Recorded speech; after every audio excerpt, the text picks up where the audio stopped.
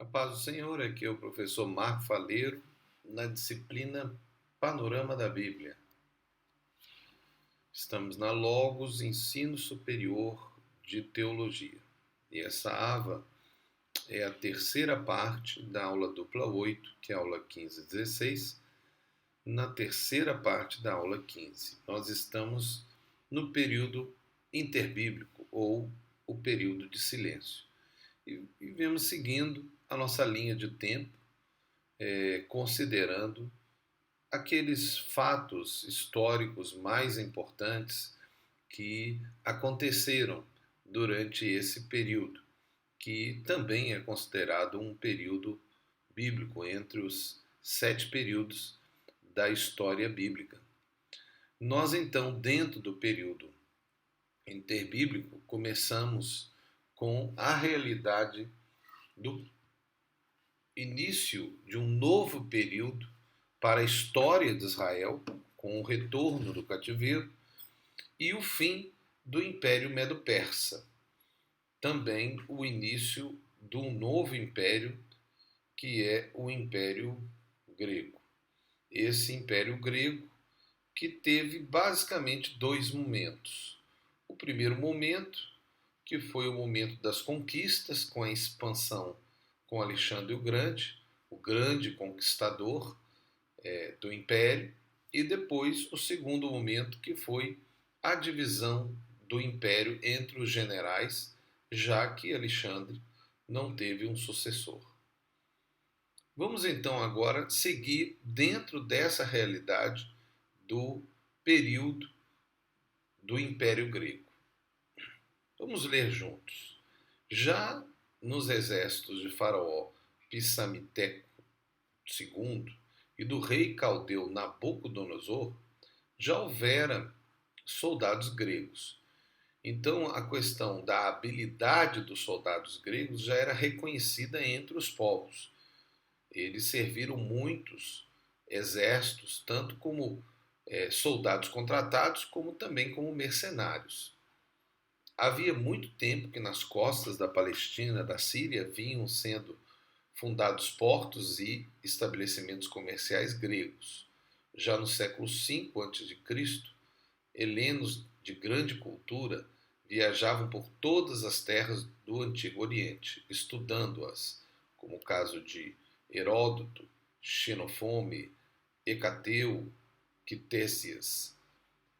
Os gregos, na verdade, exportavam a sua cultura.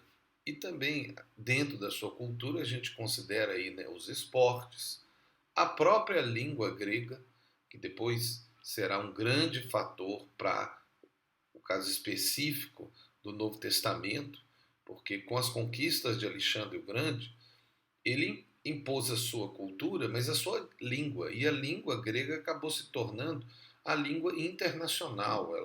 Ela equivale à nossa época à língua inglesa. Né? Então todos, de alguma maneira, conheciam a língua grega. E também, é claro, o pensamento grego, que é a filosofia. Os gregos não conquistaram somente as terras, conquistaram os corações dos povos conquistados. Ou seja, uma cultura grega, que também é chamada cultura helênica. As ideias de liberdade, as seduções dos Jogos Olímpicos, os pensamentos de Aristóteles, Platão e Sócrates, a nova aritmética e, na verdade, a nova ciência, porque também os gregos eram muito evoluídos na ciência e eles trouxeram, né, a matemática de uma forma como os povos não conheciam, né, com aquelas fórmulas interessantíssimas que eles trouxeram. Tudo isso unido à própria ideia da democracia, que era algo completamente diferente de tudo que todos os povos tinham pensado com as suas ideias de reinos, né? E os reis, até mesmo muitos deles absolutistas. Como Alexandre morreu após apenas 12 anos de reinado, e com 30 anos, a 33, o Império Grego se dividiu rapidamente entre os generais de Alexandre. criando 4 reinos gregos. Alexandria se tornou o centro da cultura helenística. Inclusive, mais tarde, ela também se tornou a base de uma escola cristã, né?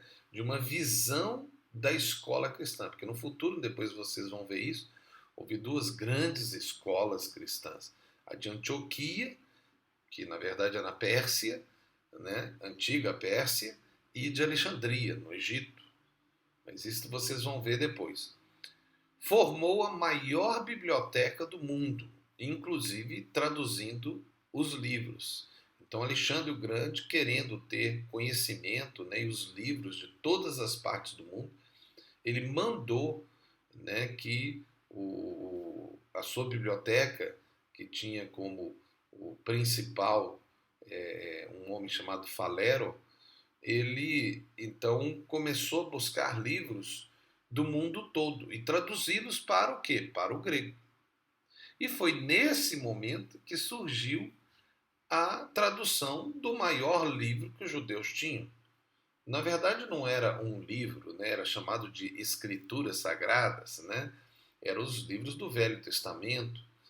E eles trouxeram esses livros, mas inclusive trouxeram esses livros com outros livros, né? Porque os judeus tinham muitos livros, né? Então, como não havia ainda uma concordância entre os judeus, era uma grande discussão entre os rabinos o que eram as escrituras sagradas, né?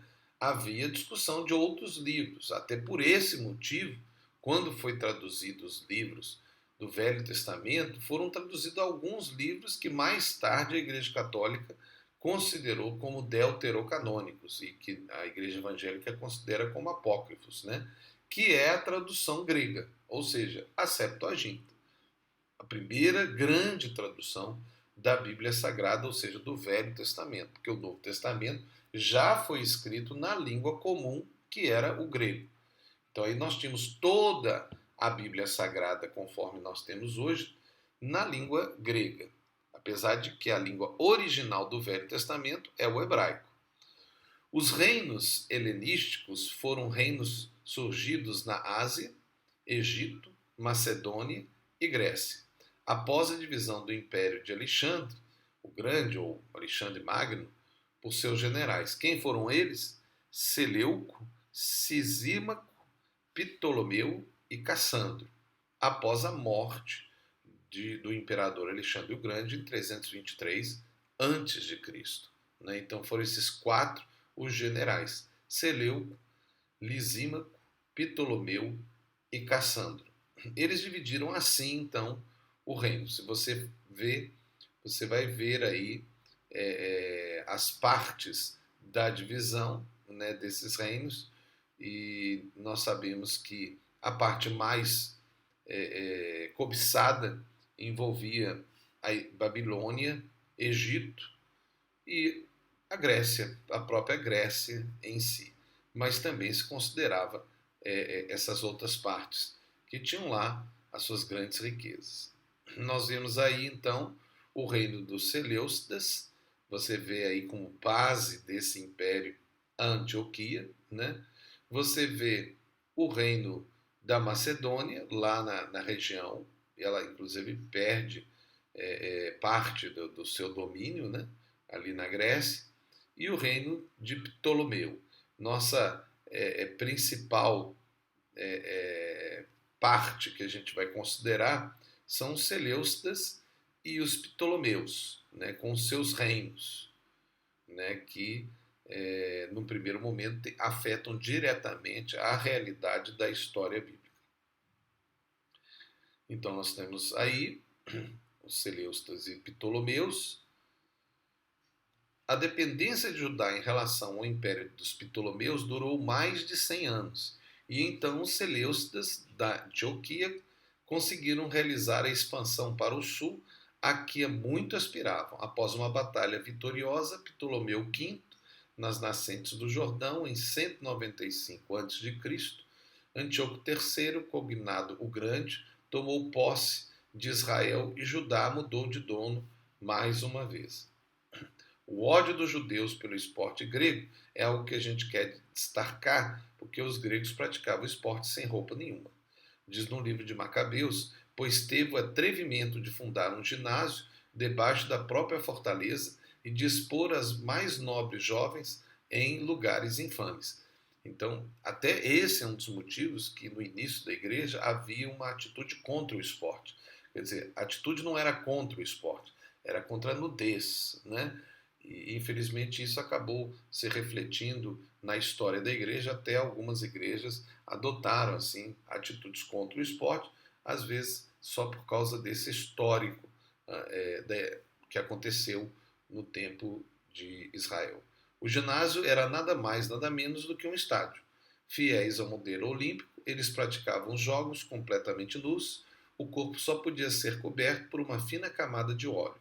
A educação física em Jerusalém, o arremesso de disco e a corrida na Cidade Santa eram então perversos. O ideal de beleza grego começou a dominar os povos até hoje, é a ideal da beleza grega. Os judeus que eram circuncidados eram zombados e desprezados, como se fosse uma mutilação. Eram jogos consagrados ao culto dos deuses estrangeiros, ao Zeus, ao Apolo, dos gregos. A rejeição rígida do judaísmo contra essa ameaça renovada não podia deixar de ser também violenta. Aí você vê algumas das típicas roupas, né, que eles tinham, que eram bem coloridas. Antíoco então determina a primeira grande perseguição religiosa do mundo antigo. No templo de Jeová foi implantado o culto do Zeus olímpico e instituiu-se a pena de morte para todo aquele que praticasse as cerimônias do culto judaico, que fizesse os holocaustos tradicionais e celebrasse o sábado, que praticasse a circuncisão. As sagradas escrituras então começaram a ser destruídas por essa grande perseguição que Antíoco levantou. Diante dessa perseguição, quando os capitães de Antíoco, numa cidade pequena chamada Modim, a 30 quilômetros de Jerusalém, tentaram fazer os habitantes sacrificarem aos deuses e abandonarem a lei de Deus, surge Matatias, um sacerdote que tem 5 filhos. Matatias mata um compatriota que sacrificava aos deuses e mata um oficial de Antíoco. Inicia então a revolta dos Macabeus, que é essa família de Matatias. Matatias então foge com seus filhos e se esconde, reúne-se a ele homens fiéis à lei de Deus. Então você veja que realmente são pessoas que buscavam a Deus, que queriam negar aquela atitude de Antíoco contra Israel. E nasce então o reino dos Macabeus, ou também conhecido como o reino Asmoneus, ou dos Asmoneus. Então esse é o que acontece, né, ali, aquele período do silêncio, né, em que tem os reinos gregos, né, e que nasce então o reino dos Macabeus ou Asmoneus, que se levanta ali um pouquinho antes de Jesus, né, e acaba mesmo dominando a região e criando um reino, como nós veremos agora na próxima Ava, né? Então os judeus se levantaram e foi um momento que nasce, então, a grande ideia de novamente trazer um reino para Israel, né? E eles lutaram contra aqueles reinos gregos e conseguiram seu espaço. Mas por que conseguiram? Por causa de algumas realidades contextuais históricas que nós vamos falar também. Então, que Deus abençoe você. Até a próxima Ava. Aqui é o professor Marco Faleiro, na disciplina Panorama da Bíblia. Você está na Logos Ensino Superior de Teologia. Que Deus te abençoe, em nome de Jesus. Amém.